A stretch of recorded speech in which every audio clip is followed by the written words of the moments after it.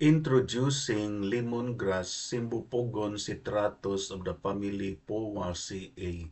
Lemongrass is commonly called tanglad in Visayan languages. It is a clump-forming grass that reaches a height of 1.8 meters.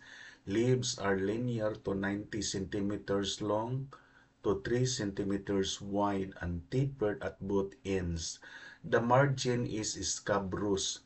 Flowers are in large compound panicles with loose, slender branches.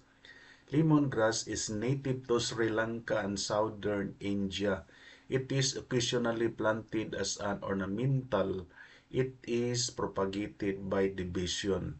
Lemongrass is a potent herb that can help treat insomnia, stomach and respiratory disorders, fever, and infections. The possible antioxidant activity of the lemongrass may boost the immune system and protect against antibiotic-resistant Staphylococcus aureus.